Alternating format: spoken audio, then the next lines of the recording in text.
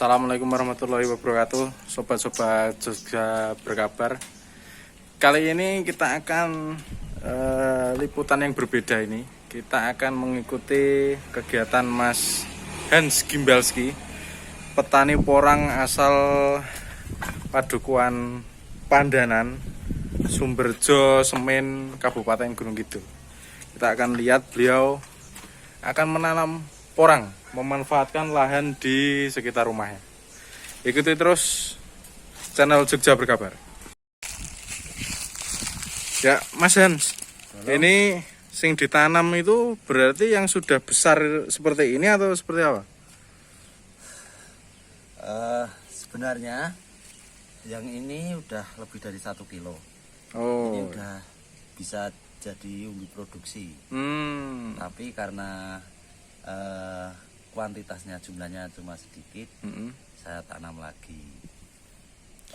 Untuk bibit itu ada 3 mas macam yang udah familiar ya. ya. Ini yaitu umbi ini, terus nanti ada katak.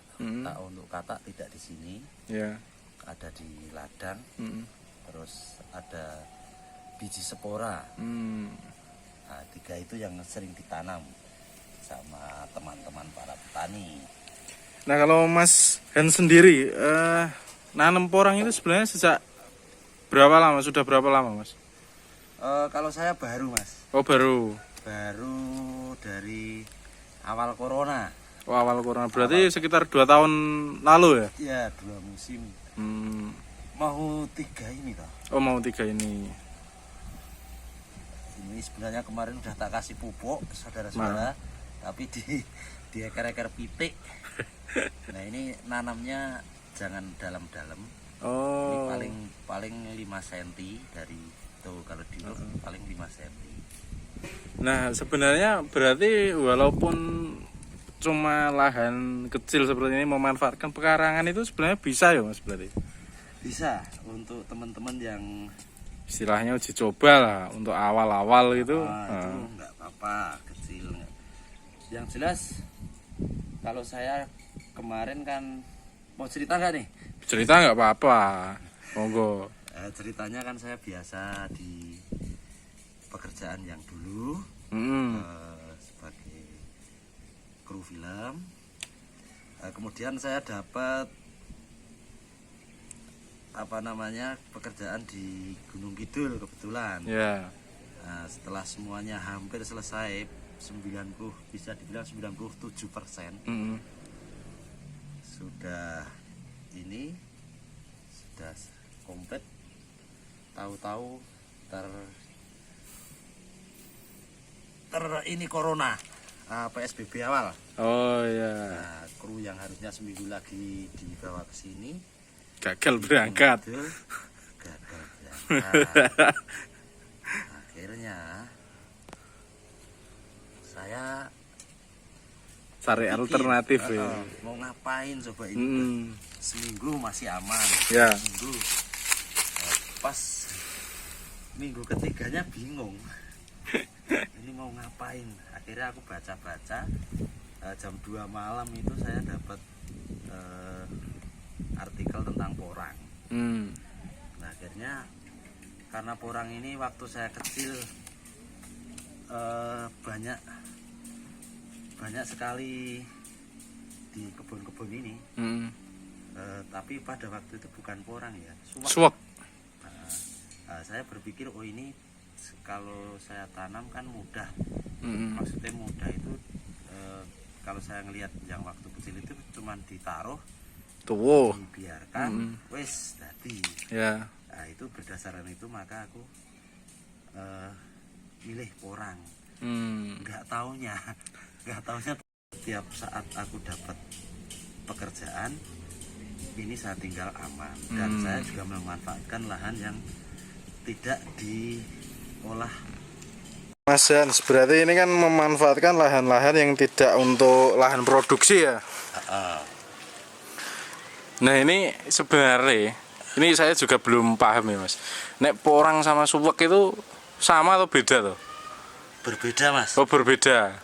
Jadi ada 4 jenis orang yang hampir sama, mirip sama saya, mirip satu sama lain. Kalau porang itu cenderung lebih gatal. Ininya gateli. Terus kalau suwak itu bisa dilihat dari seperti ini. Nah, ini kalau dicuek ini kan kuning. Oh. Kalau suwak putih. Oh, ya ya ya. Walur, terus satu lagi iles-iles. Seperti itu.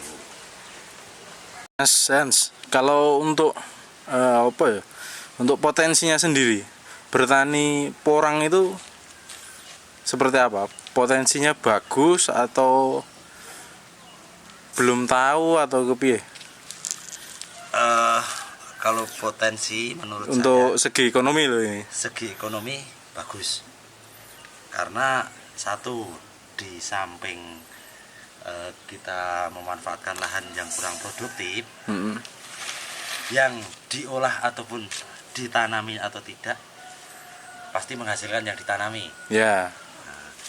Terus yang kedua, kebutuhan dunia itu sebanyak 100% itu baru tercukupi 20%. Itu juga saya juga menurut ini loh, menurut sosial media yang beredar. Ya. Terus dari 100 cuma 20%. Nah, ini kan kesempatan masih luas banget. Masih banyak. Berapapun harganya, kalau yang kita manfaatkan itu lahan yang kurang produktif, tapi dengan diolah yang benar seperti seperti ini menurut saya sudah benar. Tapi ya nggak tahu orang-orang. Sudah saya kasih pupuk fermentasi, sudah saya kasih sudah saya gemburkan, kemudian pemupukannya sudah lumayan, ini mudah-mudahan jadi bagus. Amin. Nggak kayak tahun kemarin. Kalau tahun kemarin saya yang penting nanam. Oh, yang penting nanam. Tahun kemarin ya itu ya hasilnya ya seperti ini, kurang maksimal. Mudah-mudahan tahun ini maksimal. Terus Ini berarti tahun ketiga menanam porang. ya, Ya. pertama saya salah musim. Oh, salah musim. Ya, karena itu terlalu semangat dengan ada temuan. Oh, ada peluang ya. Terus ya aku asal ini aja, asal nanam. Nah, waktu itu ya lucu, artinya begitu paginya saya langsung mandi pagi, langsung nyari Bibit. udah ganteng, walaupun sudah nggak ganteng, udah mandi ganti baju ganteng, pengen nyari bibit, ternyata kok nyelepe. Aduh. Nah, ternyata itu dari jalan di tempat penggilingan padi itu saya ketemu dengan orang yang tahu bibit. Akhirnya ya gayung bersambut. Ya. Saya jadi tidak perlu pergi, ternyata sudah ketemu dengan orang yang pernah temennya menanam orang. Ya wes, akhirnya aku minta nomornya dan lanjutkan. Nah, nek bibitnya sendiri Mas, susah ora tuh golek? Atau sudah banyak di Gunung Kidul yang jual atau seperti apa? Kalau saya pertama kali itu susah Mas, karena saya nggak tahu. Belum tahu jalurnya ya. Belum tahu jalurnya. Kemudian ya alhamdulillah itu tadi saya langsung dapat jalan, ketemu dengan teman yang jualan bibit. Ya akhirnya aku nanam, walaupun salah musim tetap saya paksa yang yang cabutan. Cabutan. Itu bulangan maksudnya. Ya. Di samping itu emang kemampuannya juga beliau gitu. Nah, itu itu ada sebagian yang hidup, salah satunya kemarin udah tak jual Mas. Nah Mas nek jenengan ini kan tahun ketiga ya. Untuk apa ya? Yang penasaran, pengen nyoba. Wah aku kok kepencut kayak sebenarnya membutuhkan modal yang cukup banyak bukan toh? Yang banyak itu modal awal Mas. Untuk awalnya. Modal awal yaitu pengolahan lahan. Kalau sesuai dengan pengalaman saya, lahannya ya emang harus diolah, kalau enggak ya tidak maksimal ya. Maksimal. Ya seperti ini enggak maksimal. Ini saya dari cuma tak teblokke, enggak tak pupuk, enggak tak patu nih, enggak disiangi. Ya seperti itu. Nah, Mas Hans, nah iki wis nandur misalkan kayak panen. Nah, adole ning ndi? Kebetulan ya Mas, saya dari nanam pertama kebetulan walaupun jelek, tapi saya dengan PD-nya tak sosmedkan. Maksudnya saya kampanye ke teman-teman di Gunung Kidul, Ya. utamanya yang pada merantau. Itu kan banyak tanah-tanah yang nganggur di sekitar kampung, atau di minimal kalau dia menanam kan melibatkan tetangga, ngasih rezeki untuk tetangga, terus juga halamannya dirawat, kan otomatis dapat dua. Nah, emang perawatan emang penanam pertama, satu modal pertama itu bibit, sama kedua pengolahan lahan. Itu yang paling gede. Selebihnya tahun berikutnya udah nggak beli. Kayak saya, alhamdulillah saya nanam memperluas lahan itu nggak beli. Nah, masalah penjualan atau ending daripada bertani porang ini, kebetulan walaupun saya jelek, tapi saya posting itu ada orang dari luar kota, beberapa orang dari luar kota yang nyamperin lahan saya, tapi waktu itu tidak ketemu dengan saya, ninggalin nomor telepon, dan katanya beliau adalah punya pabrik pengecipan di Purwodadi, Purwodadi Pati. Nah, terus habis itu ada seorang tokoh porang di Indonesia yang mungkin hampir semua petani porang tahu, itu yang Semarang, Kang Biwo, itu juga kesini.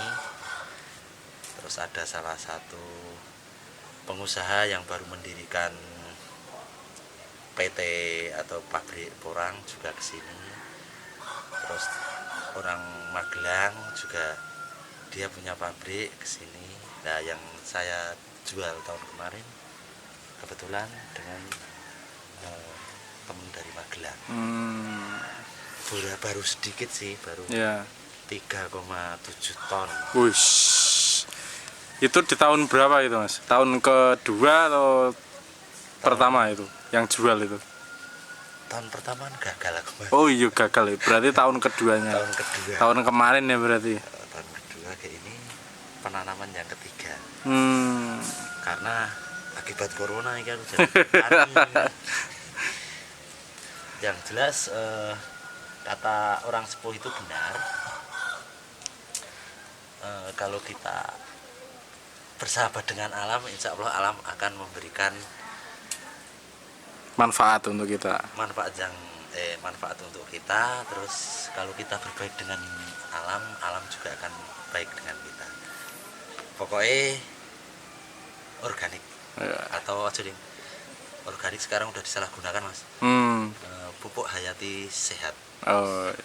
Nah, ada pesan-pesan nggak Mas buat masyarakat Gunung Kidul ataupun Jogja? Ada tips-tips khusus mungkin untuk sama-sama pemula kasarannya ya. Ada tips khusus buat yang penasaran sama porang gimana Mas? Tipsnya apa ya Mas? Kalau saya sih itu memanfaatkan lahan yang kurang produktif. Misalnya di kebun-kebun kan banyak teman-teman yang merantau, terus terus lahan di kampungnya dibiarkan. Ya. Nah, itu kan ibaratnya satu kampung, satu halaman itu dikasih 2.000 atau berapa kan udah membantu tetangga yang mengerjakan satu. Ya. Ya entah berapa itu kan dia dapat income, walaupun cuma ibaratnya habis nanam 3 hari, garap lahan 3 hari, terus nanam, terus nanti sebulan kemudian ngerabok atau mupuk sambil dangir, Ya. udah dapat ini, terus udah dapat hasil tangganya maksudnya. Nah, terus sampean orang yang punya lahan kan bersih lahannya, terus juga dirawatin orang, terus nanti kalau panen Dapat income. dapat duit atau dapat income, walaupun nggak tahu berapa ya, Ya. tapi daripada nganggur, misalnya dimodali Sekian. nah, dapat sekian kan lumayan. Ya. Yang nggak usah dipikirkan apa ya, wah dihitung sekian perasa, dipikir aja, alhamdulillah tahu-tahu Mbak panen sekian, Pak panen sekian, duitnya sekian kan lumayan, Ya. berasa itu. Seperti itu Mas, pesanku yang penting usaha, terus apa ya, yakin. Yang penting yakin, Sing penting yakin. ojo kendor, Siap. pani perih.